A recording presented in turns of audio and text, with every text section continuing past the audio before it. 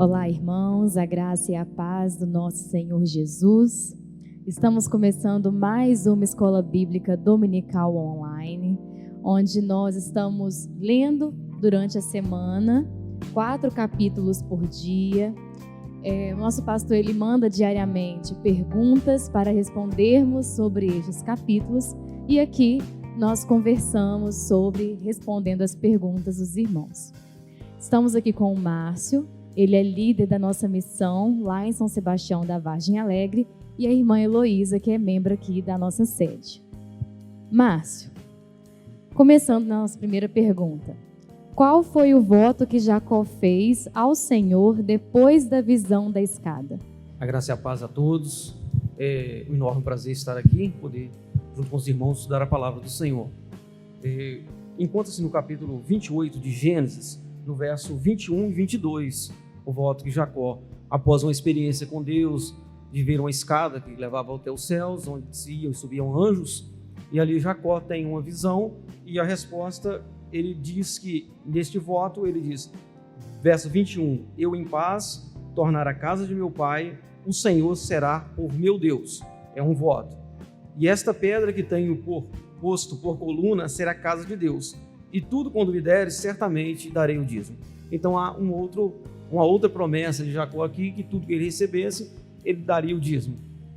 Nos orientando, inclusive, irmãos, a responsabilidade de ter uma intimidade com o Senhor e estar entregando aquilo que é de Deus.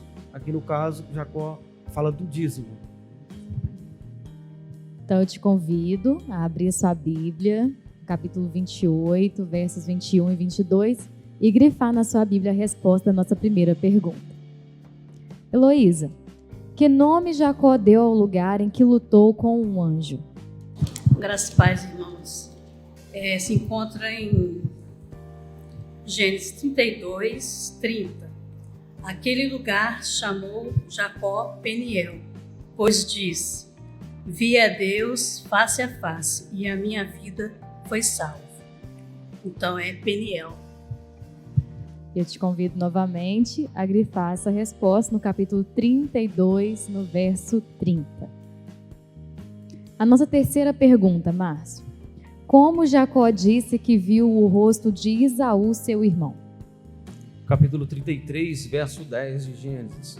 Então disse Jacó, não se agora tenho achado graça a teus olhos, peço que tomes o meu presente da minha mão, porquanto tenho visto o teu rosto, como se tivesse visto o rosto de Deus, e tomasses contentamento em mim. Então, Jacó via o rosto de Deus em Esaú, onde eles se encontraram, naquele encontro de um tempo separados, e então eles têm um encontro. Jacó estava com medo da reação de Esaú, mas eles tiveram um bom encontro neste local. Então, capítulo 33, verso 10, é a nossa terceira resposta. Heloísa, o que José pediu ao copeiro depois de interpretar o seu sonho? Encontra-se lá em Gênesis 40, 14. Porém, lembra-te de mim quando tudo te correr bem, e rogo-te que seja bondoso para comigo, e faças menção de mim a Faraó, me faça sair desta casa.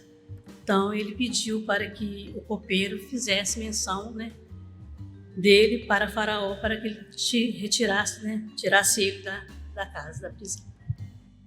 Capítulo 40, verso 14. Grifa aí na sua Bíblia. Nossa quinta pergunta, Márcio. Quem se propôs a ficar no lugar de Benjamim como escravo de José? Gênesis 44, verso número 33, vai nos dar uma dica. Não tem a resposta, então vai ser preciso você ler todo o capítulo para você saber quem está falando essa frase. Não é tão fácil assim não. Verso 33 diz, agora, pois, fique teu servo em lugar deste moço por escravo de meu senhor, e que suba o moço com seus irmãos. Essa é uma fala de um dos irmãos de José, que estava ficando por fiador de seu irmão. Ele já tinha ficado por fiador do seu irmão com o seu pai. Então o grande medo dele era exatamente ele voltar sem seu irmão. Então, se você voltar um pouquinho nesse mesmo capítulo, você vai entender lá no capítulo, no verso 16, que quem está dizendo isso é Judá. Judá ficou como fiador de José. Então, queria ficar também no lugar de resgate dele, não somente fiador com seu pai, mas também seu resgate para seu irmão. Então, nós podemos grifar aí o versículo 16 e o verso 33, que também traz a fala, né, de Judá. Nossa sexta pergunta. O que José disse a seus irmãos que Deus faria com eles, Heloísa? Encontra-se lá em Gênesis 50, versículo 24. Disse José a seus irmãos: eu morro, porém Deus certamente vos visitará e vos fará subir desta terra para a terra que jurou dar a Abraão, a Isaque e a Jacó. Então, capítulo 50, verso 24. E a nossa última pergunta, Márcio? Quer fazer um comentário? Deixa eu fazer um comentário nessa sexta pergunta. A resposta dela é muito interessante, porque ela vai dizer a respeito de uma promessa que vai acontecer somente 400 e poucos anos depois. Aqui José está com uma preocupação de que os ossos dele fossem levados também para a terra de Canaã. Eles vão passar um período de 400 anos no Egito, até um pouco mais.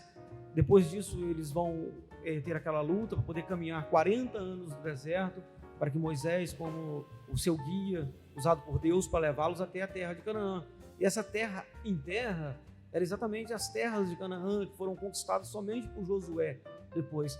Então vamos ler tudo isso na sequência dessa leitura, que é de extrema importância a palavra do Senhor, para nós entendermos não somente esse verso, mas entendermos tudo que há a respeito desse verso. São grandes promessas, que a terra de Canaã seria do povo de Israel. E a nossa sétima e última pergunta não se encontra no livro de Gênesis, né? Nós finalizamos o livro de Gênesis e nós vamos para a pergunta. Quem foi o profeta que usou a frase: do Egito chamei o meu filho? E quem era esse filho, Márcio? Duas perguntas aí. Nós vamos responder a segunda primeiro. Este filho era Jesus. Depois de uma perseguição de Herodes, Jesus é obrigado, né, até para cumprir essa profecia. Ele, mais o seu pai e sua mãe, vão para o Egito, vão viver ali cerca de 2, 3 anos, e depois vai ser chamado do Egito para poder voltar, então, para Israel, para poder passar por Galiléia, Nazaré, para cumprir várias profecias a respeito de Jesus. É muito interessante quando nós olhamos a Bíblia como Jesus o centro de toda a palavra. Jesus é a chave para nós entendermos toda a palavra. Jesus está sendo chamado do Egito, e parece que é estranho o Messias vindo do Egito, mas isso foi narrado, agora respondendo a primeira pergunta, é narrado profetizado pelo profeta Oséias, no capítulo 11, no verso 1, dizendo que do Egito eu chamei o meu filho. Esse filho querido é o próprio Jesus, que é o Deus que chamou ele do Egito. Toda a Bíblia é Jesus o centro dela. Quando nós passarmos a olhar, quem estuda, quem lê a palavra, nós vamos entender que em todos esses versos somos capazes de encontrar Jesus. Desde o momento onde o Judá fica como fiador e Jesus vem depois como nosso resgate, nosso fiador. Todos esses versos são relacionados a Jesus. Desde toda a Bíblia, desde Gênesis a Apocalipse. É Jesus, Jesus, Jesus. A nossa resposta para poder grifar na Bíblia, então, se encontra em Mateus capítulo 2, verso 15, para a segunda resposta, e Oséias capítulo 11, verso 1, para a primeira resposta. Quem é o profeta que profetizou a respeito de Jesus? Ótimo. E antes de finalizarmos, eu gostaria de desafiá-los a falar um pouco, brevemente, sobre o que é estar lendo a Bíblia, né, nesse projeto que nós estamos tendo aqui, para poder incentivar os outros irmãos também a fazerem isso. Então, é gratificante, né? Porque a palavra do Senhor ela é viva e eficaz. E assim, já tem uns 4 anos, né, que nós estamos nesse projeto. E se não me falho, eu acho que só o primeiro ano que eu não li, mas já tem 3 anos e eu só agradeço, só louvo ao Senhor. Isso. A palavra de Deus diz que a palavra é luz para os nossos pés. Em tempos de escuridão, nós precisamos de luz. E nós só podemos encontrar a luz nas Escrituras. As Escrituras é o nosso guia. Nós não podemos ser guiados conselho do mundo, nós não podemos ser guiados pelo que o mundo nos ensina. O apóstolo Paulo diz: não vos conformeis com este mundo, mas o transformai com o seu entendimento. Para ter um entendimento, só podemos buscar na Bíblia.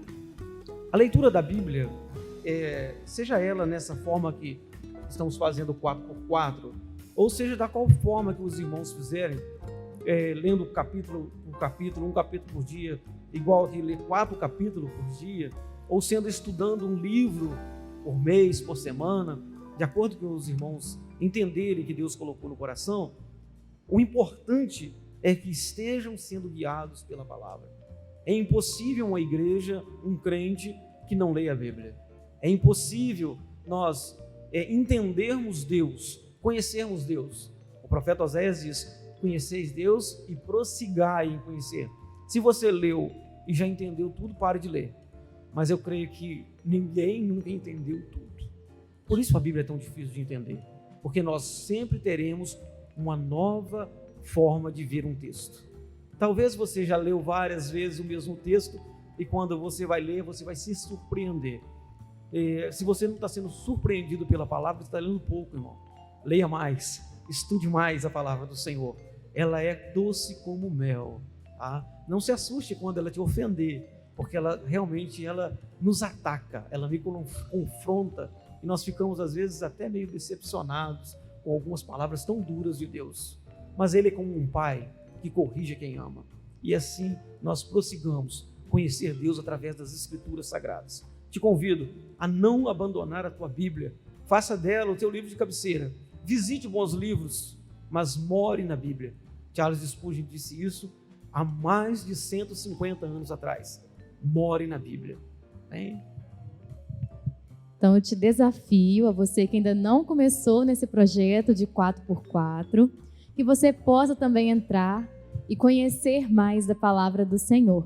Além disso, você que está lendo, se tiver dúvidas, quiser que nós respondamos aqui na nossa EBD online, é só enviar para o número do Juliano, que será colocado aqui também para você, tá bom?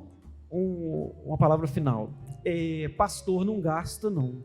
Pode usar o pastor quantas vezes for preciso, que pastor, missionário, líder não gasta. O conhecimento, ele não esvazia da gente. Nós multiplicamos o conhecimento, nós passamos o conhecimento. Se você tiver dúvida quando estiver lendo, eu tenho certeza que é um prazer o pastor Orlando estar respondendo as suas perguntas. Passe uma mensagem para ele e use o seu pastor. Tá? O pastor precisa ser usado. Não vamos deixar o pastor enferrujar. Vamos perguntar. Tá? Questione o seu pastor. Se você não concordar, questione o seu pastor. E ele com certeza vai te convencer que você está errado e a Bíblia está certa. Tá? Fiquem com Deus e até a próxima.